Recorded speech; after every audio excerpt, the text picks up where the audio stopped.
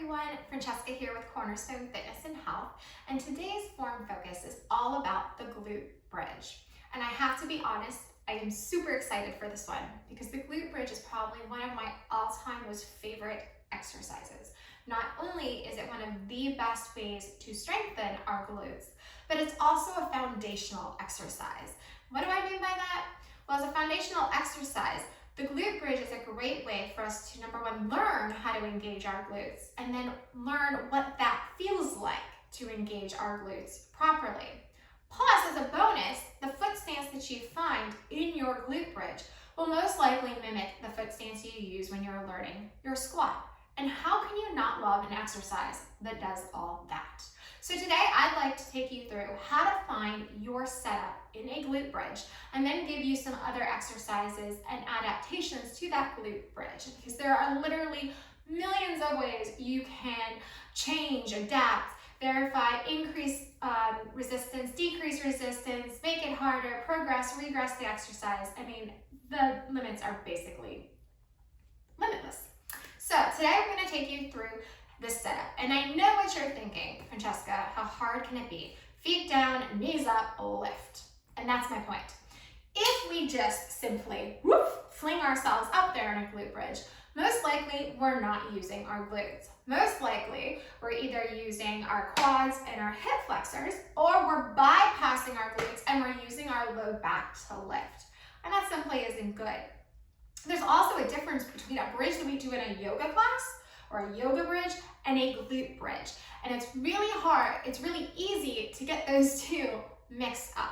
So I'm gonna take you through how to find your glute bridge. And much like a squat, how you set your glute bridge up is going to be different than somebody else's by the mere fact that we are all built a little differently. And you've heard me say that before. And it's true here too. And so that titration, that trial and error process of finding out where my feet go and how this goes can be kind of exhausting. It can be kind of annoying. So I'm going to take you through how to troubleshoot your own way to finding your glute bridge. And while this part takes some patience, once you find your sweet spot, it's a breeze after that. So let's get right to it.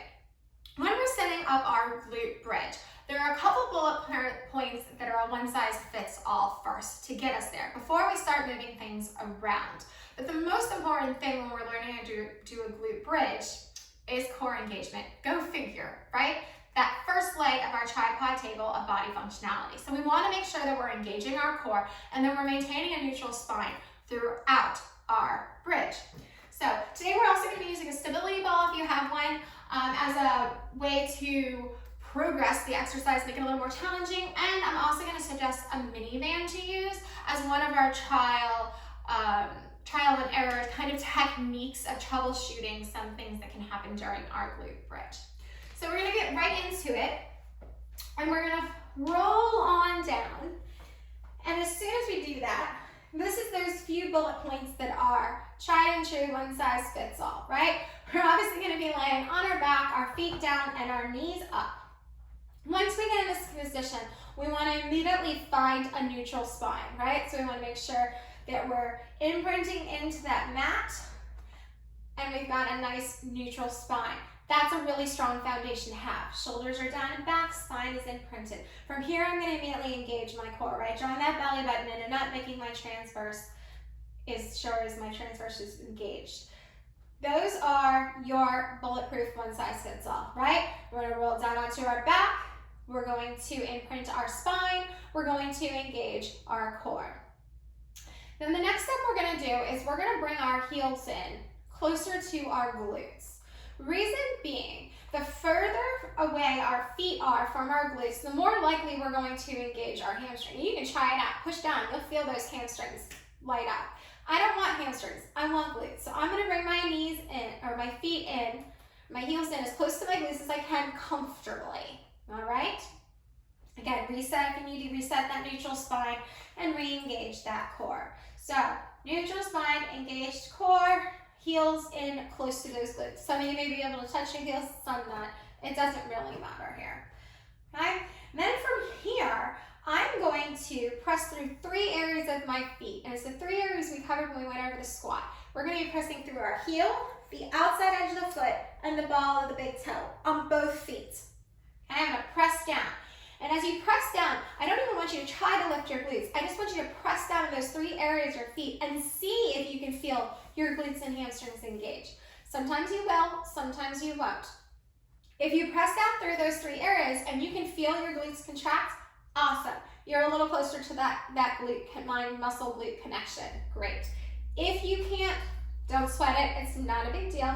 It just is kind of a cue as you might need to spend a little bit more time making that mind muscle connection to those glutes. So we're neutral spine, core is engaged. I'm pressing down evenly through my heels, the outside edge of my feet, and the ball of my big toe. Now I'm ready to try a glute bridge. Okay, so I'm thinking about squeezing my glutes, pressing down. I'm going to squeeze my glutes and lift up only as high as my glutes will take me, right?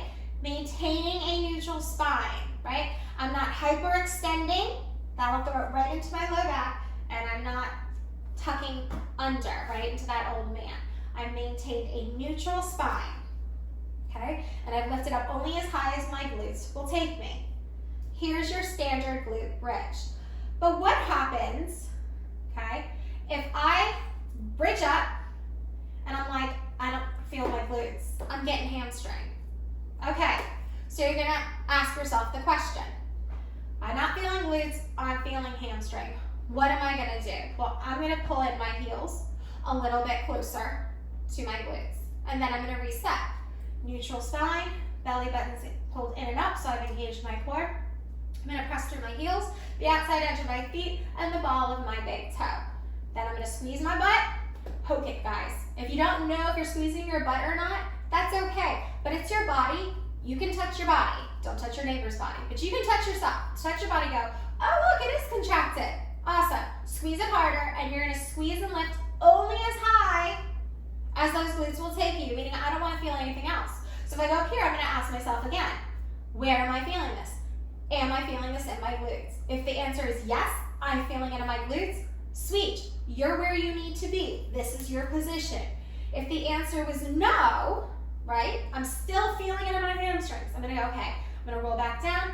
This time I'm gonna try, and I'm gonna angle my toes to a 45-degree angle. Run through the whole process again, squeeze the glutes and lift. And if that was it, now you know. Heels really close to the glutes, and my feet are turned out. But what if you go up into your glute bridge, right? I'm going up my glute bridge, and I'm like, I don't feel my glutes. All I feel is quads. My quadzilla factor is off the charts, and I'm not feeling anything but my quads. Okay? I'm gonna pull my heels in closer to my glutes, and again, I'm gonna try that 45. When it's quads, turn those heels, pull those heels in closer, and angle those feet out to 45, and come back again, and try it, okay? If you're still feeling your quads, this is where that mini band comes in. You're gonna grab your mini band, and you're gonna place it above your knees. And then you're gonna set yourself back up. Neutral spine, core is engaged, heels close to my glutes, feet slightly turned out. Now this mini band is gonna force me to use that glute medius, that abductor, that band of part of your glute on the outside edge. It's gonna force me to engage that. Now I'm gonna press through all 3 areas of my feet, squeeze and lift up. That ought to help you connect a little bit easier with those glutes. Mini bands are wonderful when we're learning to squat and learning to glute activate because they draw a specific focus and you'll roll back down, right? So if we felt those quads, we went through bringing your heels in closer, you went through turning the feet out, and you still couldn't find those glutes, then you're gonna try that mini band, right? Squeeze and lift. Last but not least, say you set yourself up, you lifted, and wow, you felt your low back just bite. That, my friends, is probably a case that you either went too fast, whoop, and you came out of a neutral spine, and you shot it right to you, bypassed those glutes and shot it right to your low back. So what I would tell you is, same setup, right? It's those bullet points that are always there. Neutral spine, core engaged, heels close to glutes, Press down through those 3 areas of the foot and just squeeze your butt and release a couple times to make sure you got it. And then go really, really slowly. So painfully slow, my friends, where you can feel like, okay, glute, glute, glute. Oh, that was back, and you'll back off a little bit.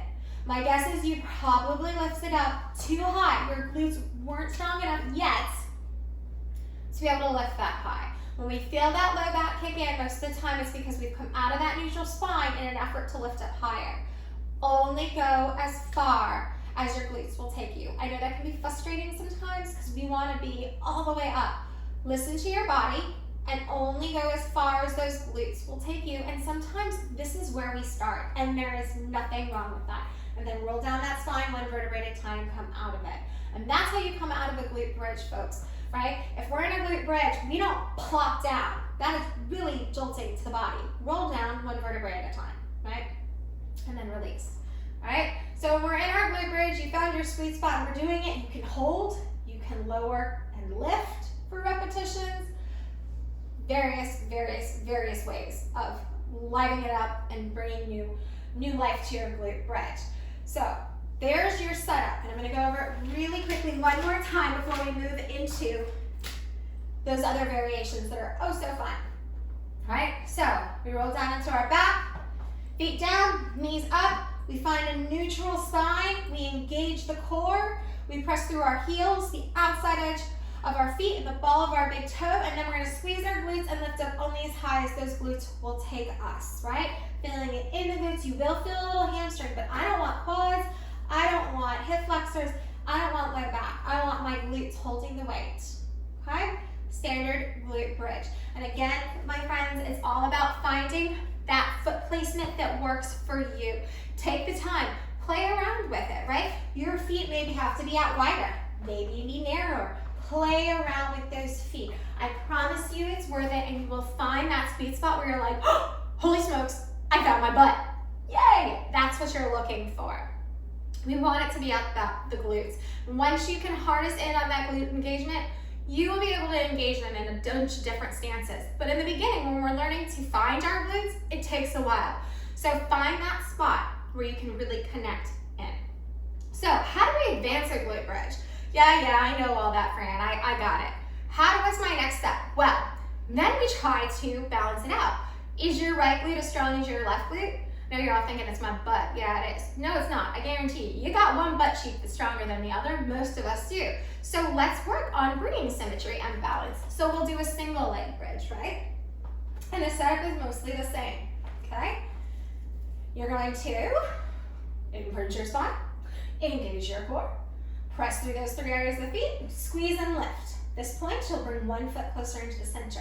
Now I'm going to transfer all the weight to my left foot. Again, heel, outside edge, ball of the big toe, keeping my hips square. I'm not going to let one sink. I'm going to lift that other leg up. Now you can keep it bent, you can lift it straight up. It's up to you. But my hips are even, I'm not dropping. Now all the concentration is in that left glute. And you can hold or lower and lift. But again, notice that my spine is staying in neutral, guys, right? It's not coming into cheerleader or old man. I'm using my glutes and using that hip hinge to do this, right? And then you would switch and lift the other. And you'll see which glute is stronger or which may seem a little weaker, where you have a little imbalance, right? So there's your single leg glute bridge. And that's a great way to really harness in on those weaknesses in our body, right? One side being, we want symmetry, we're aiming for symmetry. Lastly, grab that stability ball. This is awesome. This is so much fun. This is the way you can kind of play around with it, and yes, add more difficulty. So we're going to do a feet elevated stability ball glute bridge. So there are 2 options for your feet. You'll find which one feels comfortable. But again, those bullet point, one size fits all steps are still even relevant here. I'm in a neutral spine, I'm engaged my core, and even though my feet are going to be on the ball, I'm going to push down through my feet evenly, okay? Because that gives me a balanced foundation and support. So you can have your feet flat like this, okay? Or some people prefer to go heels down, toes up. And in here, I'm going to spread my toes. I'm really still planting, putting force evenly through, but I'm gonna drive through my heels. Now I prefer this because for me, I feel like that gives me a better glute engagement. Try both ways. See where you feel less hamstring, more glute, and that'll be your ticket. So again, neutral spine, cores engaged. Planting evenly through my feet. I'm gonna squeeze my butt and lift it up. Again, only as high as my glutes will take me. I don't wanna go too far because then I'm gonna put it into my quads, hip flexors, or again, my low back, and it's easy to do that here. And then I'll go down, and we'll go up, right? So there's your option for your stability golf glute bridge. And guess what? You can do it single leg too, guys. There's a good core stability workout for you, right? So, there you have it. The amazing and wonderful glute bridge. Again, one of those simple exercises, we see them done a lot of places, right? But there are some really key details in what makes a glute bridge and a yoga bridge.